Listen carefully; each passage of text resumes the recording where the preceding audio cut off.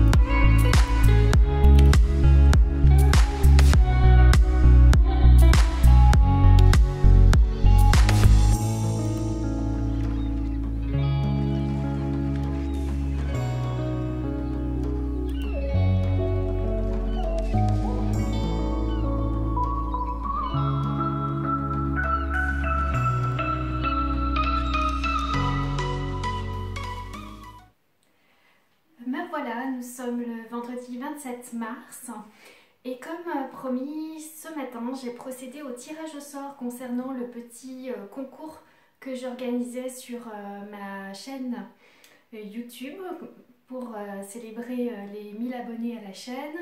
C'est un petit concours que j'avais lancé sur l'épisode précédent du vlog. Et donc j'ai utilisé un petit logiciel en ligne de random qui tire au sort directement dans les commentaires nombreux que vous avez laissés sous la vidéo. Et l'heureuse gagnante, c'est le pseudo Inukshuk-Scrap. Voilà, Inukshuk-Scrap. Je t'annonce que tu as été tiré au sort et tu as gagné donc le petit lot que j'ai prévu pour ce concours, c'est-à-dire tu recevras un petit code qui te permettra de télécharger un patron au choix gratuitement dans ma boutique Ravelry. Et tu as également gagné ce très bel écheveau dont il s'agit du fameux fil que j'ai utilisé pour mon kimono Lorraine. Donc, qui est composé de 50% de mérino et 50% de tencel. Donc c'est la base mérino tencel de By Simone dans le coloris Toffee. Donc c'est un écheveau de 100 grammes et 333 mètres. Voilà, et bien sûr, j'ajouterai quelques petits goodies dans le colis. Compte tenu de la situation actuelle, je te laisse quand même m'envoyer par email. Tu verras, tu trouveras l'email auquel me contacter sous la vidéo dans la barre d'informations. Et je te laisse m'envoyer ton adresse postale, comme ça, dès que la situation sera revenue à la normale, je pourrai t'envoyer ton petit paquet. Et surtout, si j'oublie, n'hésite pas à me relancer si jamais je tarde un peu à te l'envoyer.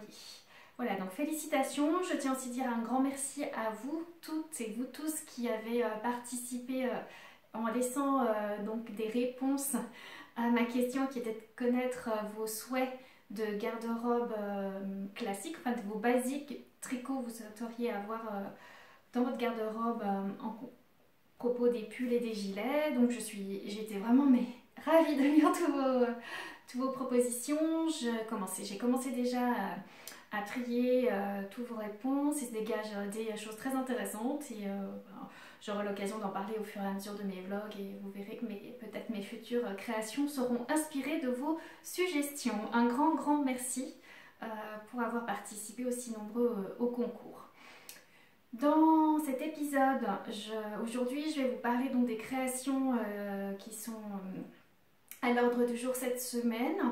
Il y a une sortie prochaine de patron, vous vous doutez j'imagine duquel.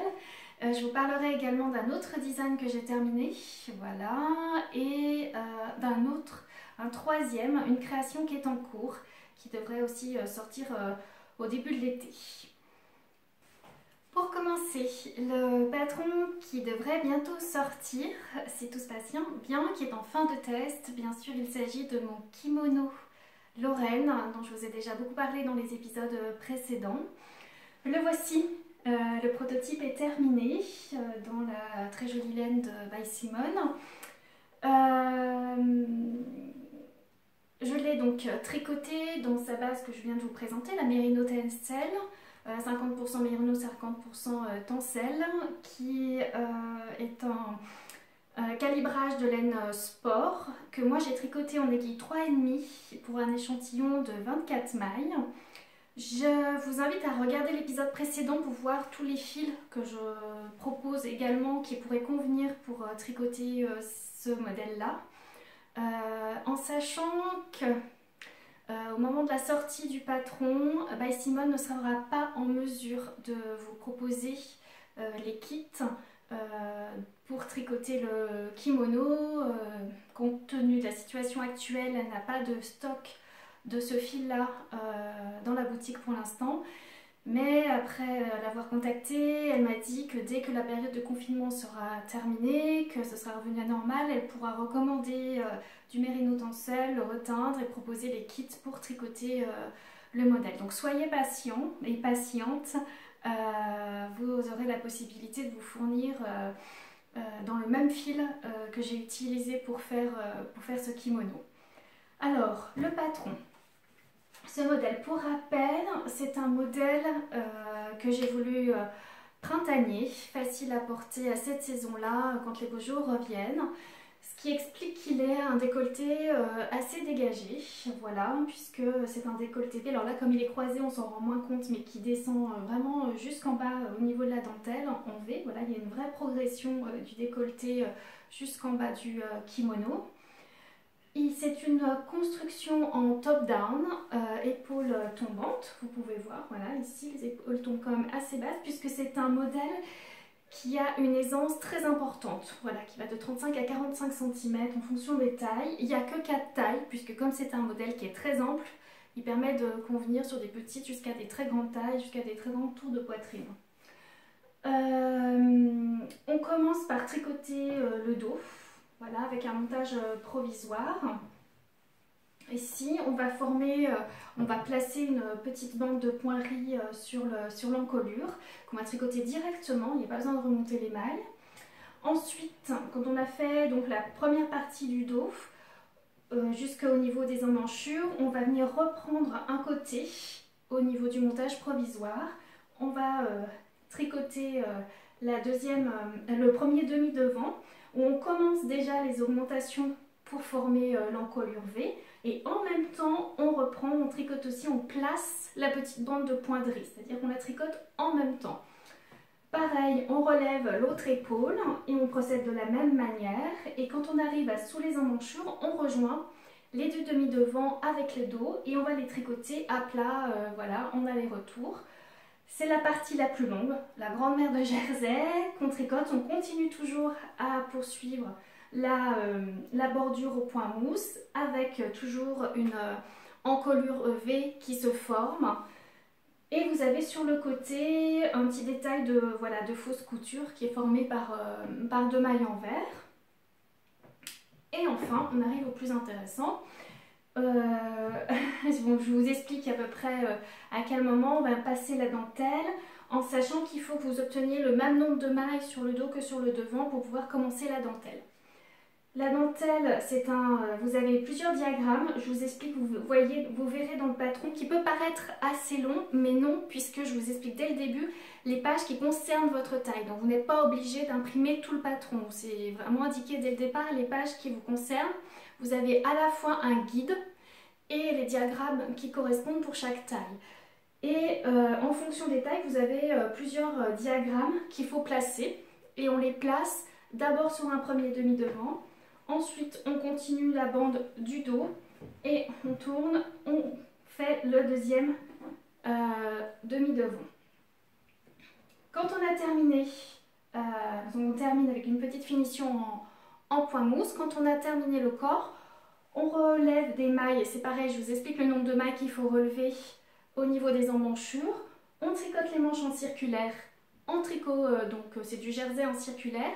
Et on fait la même bande de motifs de dentelle qu'on a sur le bas, mais là cette fois-ci on la tricote en rond, puisqu'on est sur un tricot en magic loop ou en aiguille circulaire adaptée au diamètre.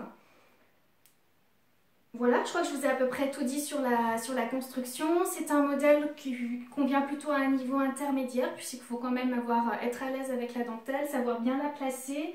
Il y a voilà, des petites manipulations à faire, mais j'explique tout. Ensuite, il est possible pour ceux qui le désirent, mais ce n'est pas une obligation, de rajouter une ceinture pour le porter croisé comme ceci, de manière un peu plus classique, un peu comme ce que j'expliquais, un petit kimono qui va par-dessus une lingerie de nuit, voilà, ça convient tout à fait. Vous avez donc une petite ceinture en pointerie également, et je montre dans un petit tuto vidéo comment réaliser les passants de chaque côté au crochet pour bien maintenir la ceinture en place. C'est un modèle qui convient très bien aussi d'être porté ouvert. Voilà, il n'est pas obligé d'avoir la ceinture pour le fermer. Moi je trouve qu'il a une approche un peu plus moderne de le porter ouvert. Voilà, sans boutonnage, comme ceci. Peut-être je vous incrusterai des photos où vous me voyez le porter voilà, ouvert, ça vous donnera une idée. J'ai pas mal de mes testeuses qui ont décidé de ne pas faire la ceinture. Il y a même donc quelqu'un qui la porte avec une ceinture en cuir, qui porte le kimono avec une ceinture en cuir toute simple. C'est très joli aussi. Et j'ai une testeuse aussi qui a fait le choix, c'est très intéressant. de croiser le kimono, de faire une ceinture, de mettre un lien d'un côté et une boucle de l'autre et de le porter comme un peu comme les robes cache-cœur. Voilà, c'est un peu le même système, c'est très intéressant. J'espère qu'elle pourra bientôt faire des photos pour que je puisse vous montrer la petite adaptation qu'elle a faite parce que je trouve ça très intéressant. Donc voilà pour ce patron de kimono, pardon, excusez-moi, je récupère mes notes. Si tout se passe bien, j'aimerais pouvoir sortir, le test se termine là, donc j'aimerais pouvoir sortir le patron la semaine du 6 avril sur Ravelry. Donc voilà, restez bien connectés, je vous annoncerai la sortie du modèle dans les prochains jours. Ensuite, j'ai un autre patron et un autre design qui est terminé, mais je ne peux malheureusement pas vous montrer en direct le prototype puisque ce n'est pas moi qui ai tricoté le prototype. C'est ma Simple Knitter, mon adorable Fabienne, qui est à Fouras à côté de La Rochelle. Son pseudo c'est les Tricofolies sur Instagram si vous voulez la retrouver, qui a tricoté donc ce modèle de top. Il s'agit donc du petit top Betty. C'est pareil, je vais vous incruster une photo qu'elle a prise de son prototype. Elle était sur le point de me l'envoyer. Malheureusement, ça a été compromis, donc j'espère que je pourrai le recevoir à temps pour la sortie afin de faire des photos et de vous proposer le patron mi-mai. Voilà, je croise les doigts pour pouvoir vous le proposer à ce moment-là. Je vais faire un appel au test très bientôt pour le tricoter. Donc si jamais il vous intéresse de le tester, c'est tout à fait possible. Je fais un appel au test à une liste de testeuses que j'ai déjà. Mais si vous voulez vous ajouter à la liste, c'est tout à fait possible. Voilà, n'hésitez pas. C'est pareil, vous pouvez me contacter sur l'adresse email que je vais mettre en bas voilà, dans la barre de description sous la vidéo. Et dites-moi si vous souhaitez recevoir les informations pour tester ce modèle. C'est un modèle de petits tops à manches tombantes sur la même construction que mes tops précédents qui sont le top Jane et le top Slava. Donc il est tout en jersey, c'est tout simple, c'est une construction pareille qui commence avec un montage provisoire où on fait là cette fois-ci les deux premiers demi-devants, on les rassemble, ensuite on tricote le dos et dès qu'on arrive aux emmanchures, on tricote en circulaire, en jersey endroit. Et à une certaine longueur, je vous propose de placer la fameuse dentelle que vous avez également sur le kimono. Ce petit top permettra pour les tricoteuses qui n'osent pas se lancer dans un projet long comme le kimono de pouvoir tricoter un projet plus facile, plus rapide avec la même dentelle. Voilà, et donc il y aura deux types d'options de longueur comme pour mon top Jane et mon top Slava. Donc je propose une version courte qui s'arrête à peu près à 4 cm sous le nombril et une version plus classique qui elle arrive on va dire bien 5-6 cm en dessous de la ceinture. Voilà, ça vous permet de savoir d'adapter la longueur en fonction de ce que vous avez envie comment vous avez envie de le porter, avec quel type de tenue le porter. Fabienne a tricoté le prototype dans le fil que j'adore, qui est le fil de chanvre que propose Ling Yarns, qui est la Canapa, que vraiment je trouve que c'est un fil qui est extrêmement agréable à tricoter et surtout à porter, qui a un très beau rendu, une très belle définition. Et cette fois-ci j'ai choisi le coloris rouge, qui est un nouveau coloris qu'ils ont fait pour cette collection printemps-été 2020. Il s'agit, je ne vais pas dire de bêtises, je ressors mes notes du coloris numéro 62. Voilà. C'est pareil, je crois que j'ai tout dit sur ce petit top. Ah si, autre option aussi, donc je propose deux options de longueur, mais vous aurez aussi deux options de finition sur ce modèle. Vous pouvez faire une encolure, je vais vous la montrer également en photo avec une petite bordure ajourée. Tout comme les manches, voilà, qui ont une petite bordure ajourée. Et si vous voulez quelque chose qui a un effet un peu moins romantique, un petit peu moins bohème, puisque c'est le thème que je me suis donné cette année, vous pourrez refaire je vous propose de faire une encolure en pointerie et pareil, une petite bordure de manche en pointerie.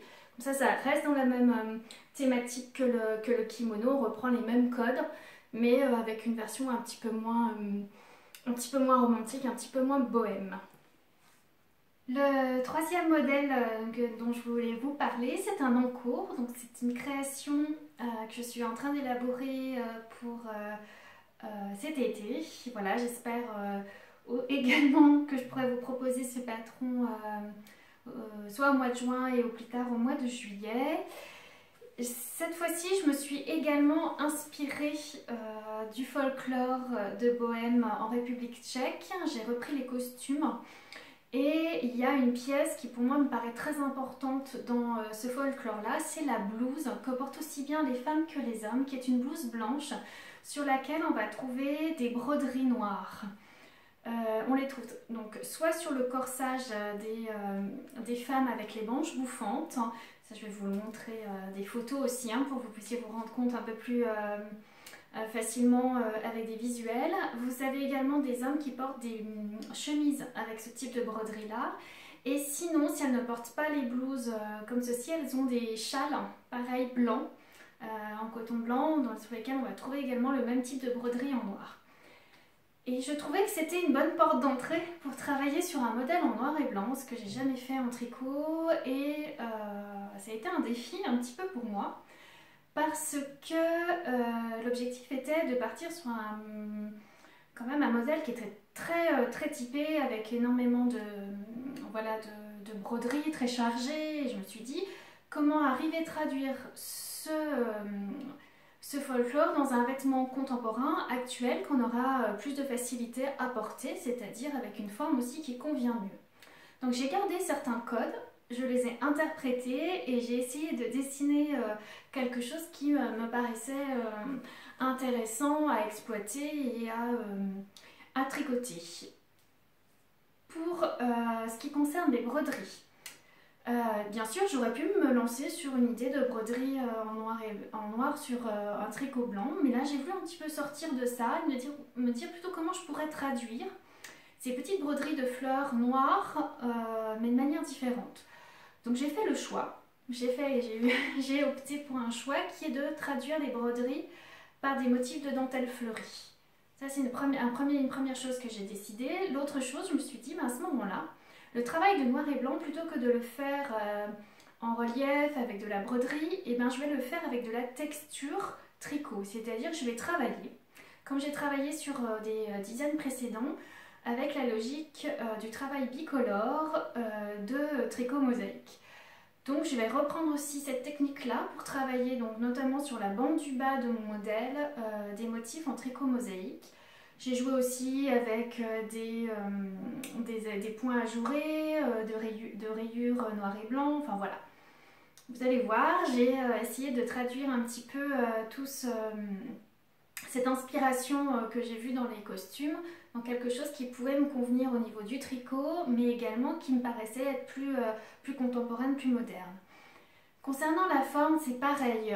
Vous avez vu que chez les femmes, elles ont vraiment une forme de chemise, enfin de blouse, où les manches sont extrêmement ballons, voilà, comme ça, puis après elles repartent un petit peu derrière. Donc l'idée, c'était pas de complètement retrouver cet aspect-là sur mon design, mais plutôt de se dire comment je peux offrir une possibilité aux tricoteuses d'avoir cet effet un petit peu manche ballon, légèrement bouffante. Donc voilà, j'ai essayé de réfléchir à quelque chose. J'espère que mon idée sera bonne et qu'il aura le rendu escompté. J'ai procédé d'une manière un peu particulière pour faire ce design également, puisque c'est un processus qui est un peu différent. Enfin, c'est un peu comme j'ai travaillé pour le kimono. Comme c'est une construction qui pour moi m'est pas familière. L'idée que j'avais, c'était, voilà, quand j'ai fait mon croquis, la construction ne m'était pas familière. Pour moi, elle restait à créer, à inventer. Donc voilà comment j'ai procédé. J'ai d'abord fait un dessin, je vais vous montrer, je vais vous dévoiler mon petit carnet de croquis. La première idée, j'ai fait un premier dessin, vraiment ça c'est ma toute première idée de comment je voyais le modèle. Ensuite, ce que je fais, c'est que je le traduis avec un schéma technique qui correspond un petit peu plus. Alors, moi, je suis pas modéliste, je ne suis pas passée par par CAP couture, donc je ne sais pas comment faire exactement, mais j'ai essayé donc d'interpréter ça sur un patronage à plat des pièces dont j'avais besoin pour faire ce modèle. J'ai découpé ces pièces dans du papier à patron. Je l'aurais décalqué sur mon tissu et j'en ai fait une toile. Donc la toile, vous l'avez là. Donc, comme c'est une toile, elle est vraiment pas du tout, vous voyez, C'est surtout la forme qui m'intéressait de connaître. Donc voilà sur la forme sur laquelle je suis arrivée. Donc vous pouvez voir que c'est une forme qui est beaucoup plus contemporaine.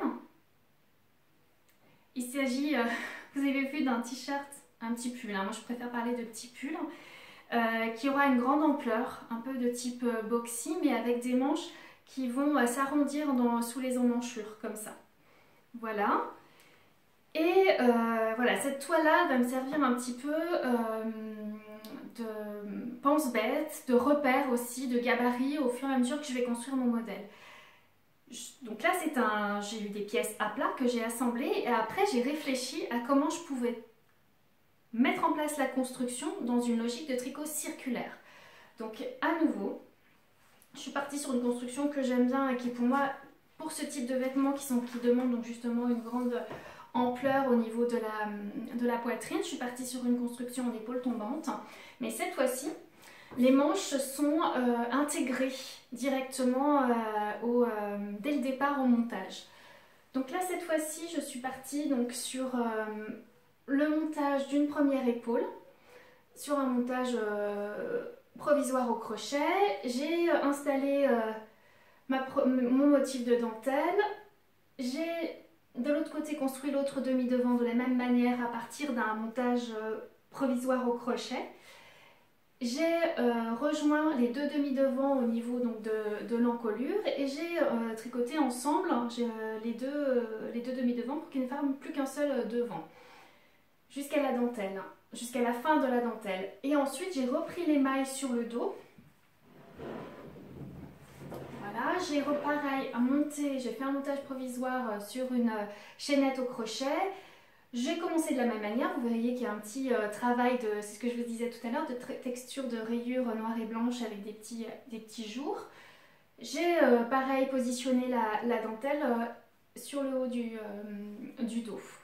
Et cette dentelle court, vous voyez, puisque comme les manches sont intégrées dès le début, elle court également sur les manches. Donc ça c'est vraiment l'idée des petites fleurs que je voulais reprendre d'inspiration sur les tenues folkloriques, mais en dentelle. Ensuite j'ai rejoint donc le dos et le devant. Et là j'attaque toute une partie qui va être en jersey blanc. Et qui en même temps on va former la fameuse courbe sous la manche comme ceci. Je vais vous mettre sur le proto, c'est plus facile sur la toile, c'est plus facile de vous montrer. Voilà. Vous voyez, ça fait vous avez une manche et ça fait un arrondi avant de finir tout droit. Donc à partir de maintenant, on tricote en circulaire. Arrivé à une certaine mesure du top, on va passer sur le travail en bicolore mosaïque. Vous verrez qu'il y aura une petite astuce aussi pour la faire blouser, pour faire blouser ce petit top.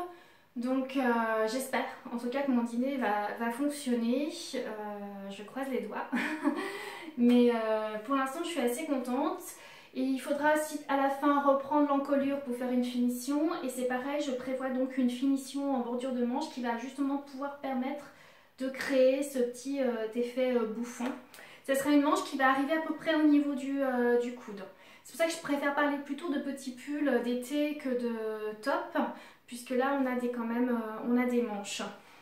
Je tricote ce modèle dans un fil d'été, qui est un fil de Lang Yarn, puisque c'est un yarn support de Lang Yarn France qui m'a donc gentiment offert ces fils pour créer ce modèle. Je leur ai proposé mon prototype, ils ont accepté de m'offrir la laine pour le réaliser. Il s'agit de la base Divina, qui est un fil, tout est dit, un fil qui est divinement doux, il est extrêmement doux. Il est composé de 50% modal, 40% de coton et 10% de soie. Alors c'est un fil qui est particulier. Comme souvent les fils d'été, pour pouvoir faire donc des mélanges comme ceci, je ne vais pas pouvoir vous montrer très facilement, mais en fait c'est un premier fil. C'est comme si vous aviez un tube en filet très très fin. Et à l'intérieur, vous avez une fibre qui court, la fibre de coton et de soie, je pense, et puis à l'extérieur, ça doit être le modal Ça fait un peu comme un saucisson en fait, hein, comme si vous aviez une peau de saucisson en filet et à l'intérieur vous aviez la fibre qui est emprisonnée dans ce petit filet de fil. Donc c'est un fil qui est facile à tricoter puisqu'il ne se dédouble absolument pas, donc c'est génial. Et c'est un fil qui reste léger parce que souvent le problème des cotons c'est qu'ils ont tendance à être un peu lourds. Et là comme il a cet aspect un peu ruban, il est moi je le trouve vraiment plus léger qu'un coton traditionnel, d'autant que là c'est quand même un calibrage DK. Donc ça peut vite former un vêtement lourd, mais là c'est pas du tout, enfin moi je trouve que c'est pas du tout le cas. Je le tricote en aiguille numéro 4 pour un échantillon de 20 mailles.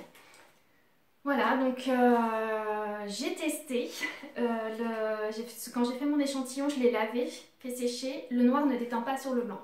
Donc ça c'est une très bonne nouvelle aussi parce que c'était un petit peu le défi de ce modèle-là.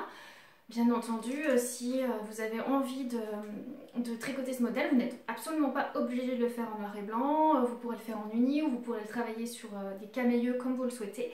Il y a une très belle gamme de couleurs dans cette qualité-là. Donc bah, j'ai hâte d'avancer et de le terminer, voilà, et dès que le patron sera rédigé, je pense qu'il va y avoir un bon travail de gradation puisque le placement des petits jours et de la dentelle sur le haut demande pas mal de calculs, mais j'espère pouvoir vous proposer ce patron en juin ou en juillet ou plus tard. Et ben voilà, je suis arrivée au bout de ce petit bilan de la semaine concernant mes designs de sortie et mes designs en cours. J'espère que cela vous a plu. Je vous remercie énormément d'avoir regardé cette vidéo jusqu'au bout. Je me réjouis de lire vos prochains commentaires sous cette vidéo. Je prends beaucoup de plaisir à vous lire et j'espère que j'arrive à répondre à tout le monde. C'est pas toujours évident parce qu'on n'est pas toujours bien notifié par YouTube quand les commentaires arrivent. Si vous le souhaitez, je vous encourage bien entendu à vous abonner à ma chaîne. Comme ça vous permettra donc de ne pas rater les différents épisodes mensuels de ce vlog. Et ben je vous dis surtout de bien prendre soin de vous dans cette période difficile. Je vous souhaite de conserver une bonne santé et surtout ben, si vous le pouvez, si vous n'êtes pas obligé, restez chez vous. Je vous embrasse très fort et je vous dis au mois d'avril pour le prochain épisode.